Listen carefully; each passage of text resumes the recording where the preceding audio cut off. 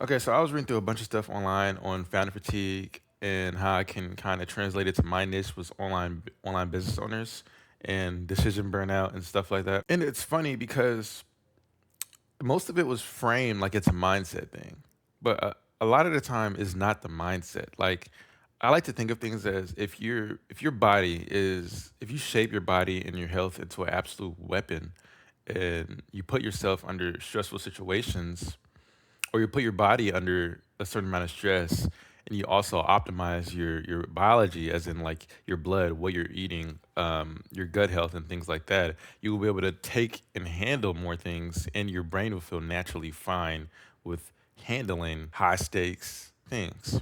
So I'm going to show you the exact way we structure meals for 6 and 7 figure online business owners. Most entrepreneurs eat for convenience or for taste. But when you eat something that's high carb that was delivered to you in a plastic container, you're basically signing a contract for a brain fog section that starts at 2 p.m. and that lasts about 3 hours. I want to eliminate decision fatigue and keep your brain in flow state from the first meeting to your last. When you're trying, one of the biggest enemies of a high growth business is decision fatigue. Every choice you make uses a finite amount of cognitive fuel. Okay, that's what we're going to call it. And when you have to think what you should order for lunch, you've already lost a percentage of focus for that day. Then, when that lunch arrives, it's packed with hidden sugars, your blood sugar spikes, and your body releases a wave of insulin, and your blood sugar then craters. And because your brain uses glucose, it goes into a power save mode in order to handle the crash.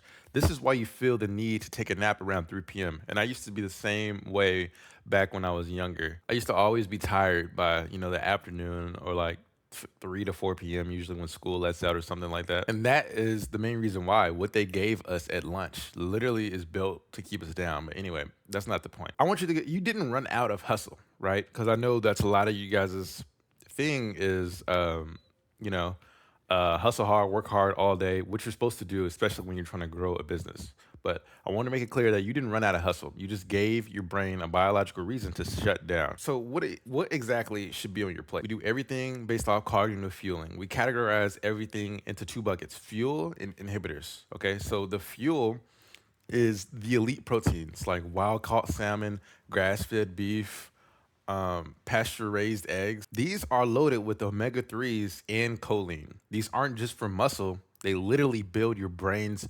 neurotransmitters. Then we got the slow burn fats like avocado, extra virgin olive oil, and walnuts. These provide a steady stream of energy so you don't get the lightheaded feeling between sales calls. Then we got the greens that's good for your brain. Arugula, spinach, bok choy. These increase blood flow to the prefrontal cortex of the brain, the part responsible for strategy and logic. Now let's talk about the inhibitors. Okay, so if you're ordering out, for the first thing is seed oils. If you're ordering out, you're likely eating soybean or canola oil. These cause systemic inflammation, and if your body is busy fighting inflammation, it isn't busy solving business problems. Okay, that's how I want you to think of that. And then you got liquid calories. Unless it's high quality protein shake or black coffee or water with electrolytes, I would skip it. Like soda and energy drinks are just guaranteed to cause you a 4 p.m. crash, no matter how you put it. I've never drunk an energy drink in my life. Fun fact. Not even because like even when I didn't like care about any of this health stuff. I still didn't drink any energy drinks. But even so, I would just drink the things that I mentioned. And the furthest I go out is an unsweet tea and like a diet Coke. I don't even drink Diet Coke, but that's just the furthest I'll go out because I know some of you can't handle the like go as far as that extreme. But if you're really trying to dial in your performance and be that top 1%, and I really suggest you try to go all out to the extreme. Like I said, unsweet tea and Diet Coke is as far as I go out, but I really stay in the water, black coffee, and electrolyte water.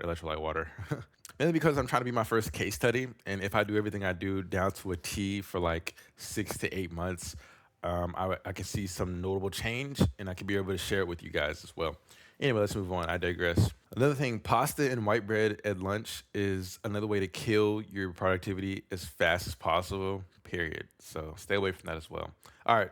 Now, how you eat is just as important as what you eat. I'm gonna show you a biohack that I learned. It's a sequence to prevent an insulin spike entirely.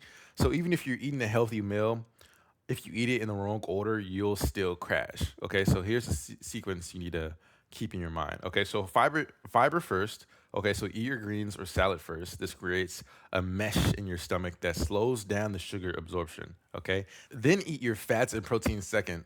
This provides a long burning fuel for your brain. Okay, then starches and carbs last. If you're going to have carbs, eat them at the very end. By following the sequence, you will flatten out your glucose curve and you'll get the energy without the valley, that valley of despair afterward. Okay, so the final step is removing the decision entirely. Okay, if you're cooking or grocery shopping, first you're playing the wrong thing. Okay, so if you're an online business owner, whether you're six, seven, eight figures, you should already know that you shouldn't be cooking or making your own food or even having a thought in your mind. You need to outsource this, whether it's a private chef or a high-end meal prep service. I'm lucky enough, I live in Austin, Texas. I have a good meal prep service in the area. I don't recommend. You can order. Well, I don't want to say I don't recommend. I tried Factor from someone else's meal plan. So and I know Factor's like the main popular one I always see online. The thing is with Factor is they're overly expensive for what they are, if that makes sense. Like their quality of food doesn't match their price. Like not saying I look at the prices. It's just one of the things I consider.